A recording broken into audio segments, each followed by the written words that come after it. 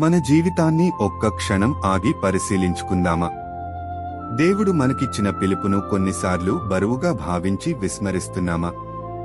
మనకున్న భయాలు, మన ద్వేషాల కారణంగా ఎవరికైనా కీడు జరగాలని మనసులోనైనా శపిస్తున్నామా?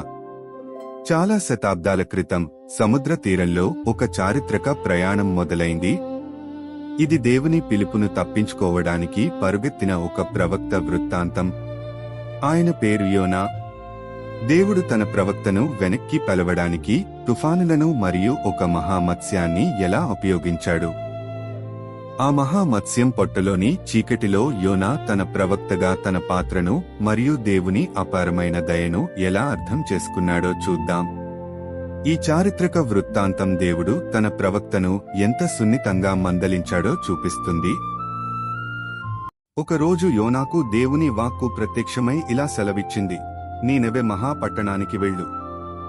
ఆ ప్రజల దుష్టత్వం నా దృష్టికి చాలా ఘోరంగా ఉంది, కాబట్టి దానికి దుర్గతి కలుగుతుందని వారికి ప్రకటించు.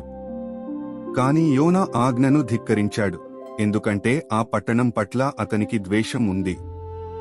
దేవుని స్వభావం అతనికి తెలుసు, ఆయన కరుణగలవాడు, దయగలవాడు. ఒకవేళ ఆ ప్రజలు పశ్చాత్తాపపడితే దేవుడు వారిని క్షమిస్తాడని అతనికి బాగా తెలుసు. అయితే యోనాకు నీనెవె ప్రజలు క్షమించబడడం ఇష్టం లేదు. వారు తీర్పును ఎదుర్కోవాలని కోరుకున్నాడు. అందుకే అసాధ్యమైన ఒక నిర్ణయం తీసుకున్నాడు. దేవుని వాక్కు నుండి పారిపోవాలని నిశ్చయించుకున్నాడు.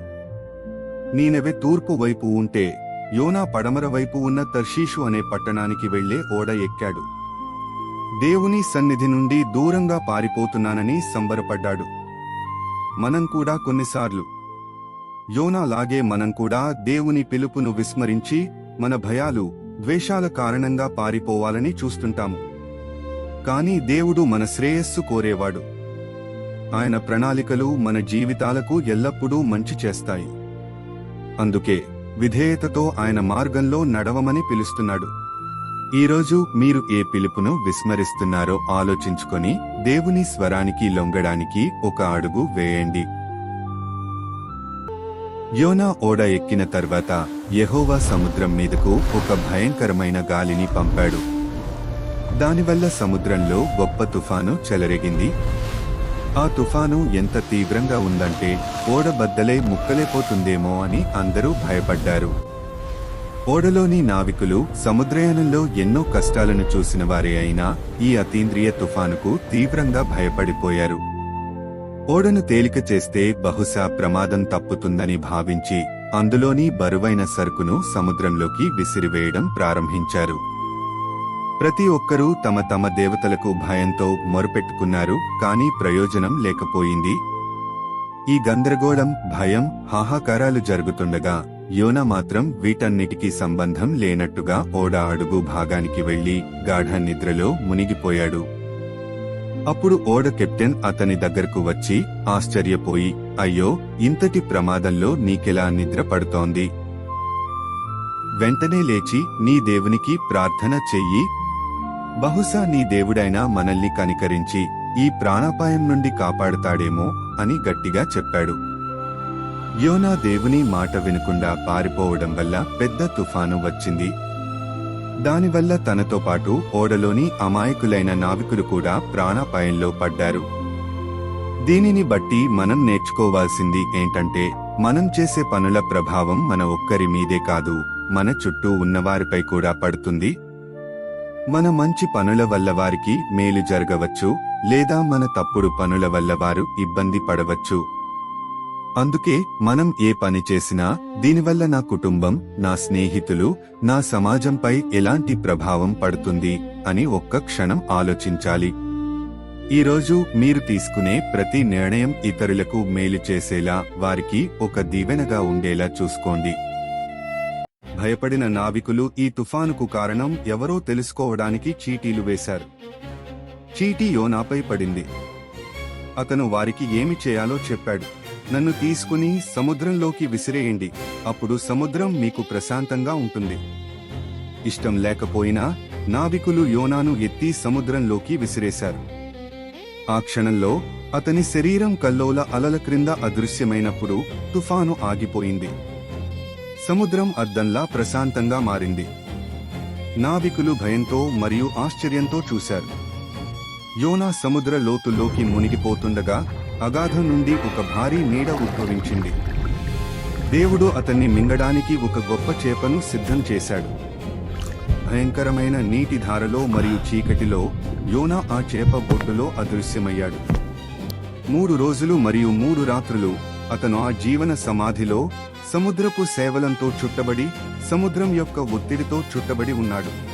కొన్నిసార్లు మన తప్పులను ఒప్పుకోవడం, వాటికి బాధ్యత వహించడం చాలా కష్టం. కానీ యోనా తన తప్పును అంగీకరించి తనను తాను త్యాగం చేసి ఇతరులను కాపాడాడు. నిజాన్ని ఒప్పుకోవడమే మనకు, మన చుట్టూ ఉన్నవారికి స్వేచ్ఛను ఇస్తుంది. ఈరోజు ఒక్కసారి ఆలోచించండి, మీరు ఒప్పుకోవలసిన లేదా సరిదిద్దుకోవలసిన పొరపాటు ఏదైనా ఉందా?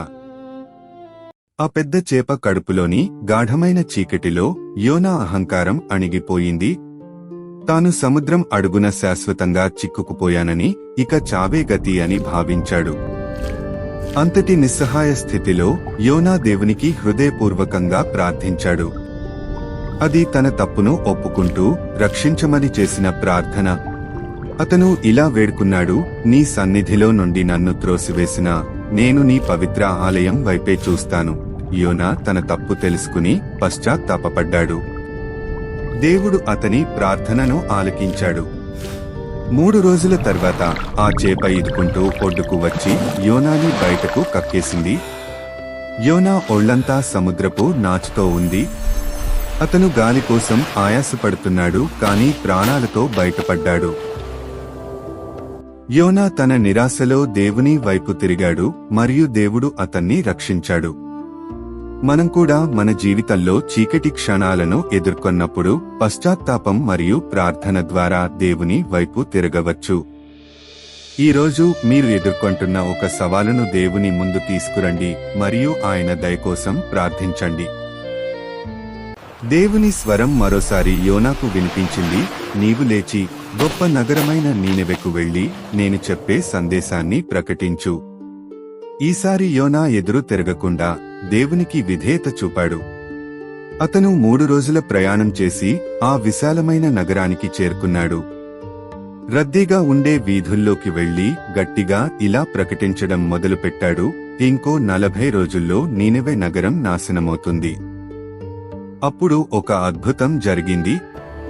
సామాన్య ప్రజల నుండి రాజు వరకు నీనెవె ప్రజలందరూ యోనా మాటలను నమ్మారు.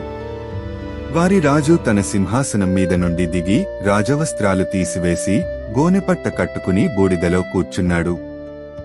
ప్రజలతో పాటు పశువులు కూడా ఉపవాసం ఉండాలని, అందరూ తమ చెడు మార్గాలను విడిచిపెట్టి దేవునికి పూర్తి శక్తితో ప్రార్థించాలని అతను ఆజ్ఞ జారీ చేశాడు. వారి పశ్చాత్తాపాన్ని, వారు తమ చెడు మార్గాల నుండి వైదొలగడాన్ని దేవుడు చూశాడు. అందువల్ల ఆయన వారిపైకి పంపాలనుకున్న విపత్తును రప్పించకుండా వారిని క్షమించాడు. నీనెవె ప్రజలు యోనా సందేశాన్ని విని పశ్చాత్తాపపడినప్పుడు దేవుడు వారిని క్షమించి ఒక కొత్త అవకాశం ఇచ్చాడు. అదేవిధంగా మనం కూడా మన తప్పులను ఒప్పుకుని దేవుని వైపు తిరిగినప్పుడు ఆయన మనల్ని క్షమించి మన జీవితాన్ని సరిదిద్దుకోవడానికి 2వ అవకాశం ఇస్తాడు. ఈరోజు మన జీవితంలో మార్చుకోవలసిన విషయం ఏదైనా ఉందేమో ఆలోచించి దేవుని కృపను కోరుకుందాం. అయితే నీనెవె ప్రజలు క్షమించబడటం యోనాకు అస్సలు నచ్చలేదు. అతనికి చాలా కోపం వచ్చింది. అందుకే కోపంగా నగరం బయటకు వెళ్లి ఒక కొండపై కూర్చున్నాడు. దేవుడు ఆ నగరాన్ని నాశనం చేస్తాడేమోనని ఎదురు చూడసాగాడు.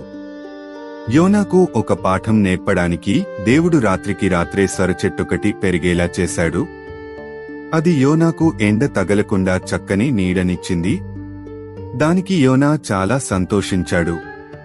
కాని మరుసటి రోజు దేవుడు పంపిన ఒక పురుగు ఆ మొక్కను తినేయడంతో అది ఎండిపోయింది. ఆ తర్వాత వేడి గాలి వీయడంతో ఎండ వేడికి తట్టుకోలేక యోనా, దేవా నన్ను చంపే అని మళ్లీ వేడుకున్నాడు. అప్పుడు దేవుడు చివరిసారిగా యోనాతో మాట్లాడాడు, యోనా, ఒక మొక్క కోసం ఇంత కోపంగా ఉండటం నీకు న్యాయమేనా? నువ్వు కష్టపడి పెంచని ఒక్క రోజులోనే పుట్టి నశించిన ఈ మొక్క కోసం నువ్వు ఇంత బాధపడుతున్నావు.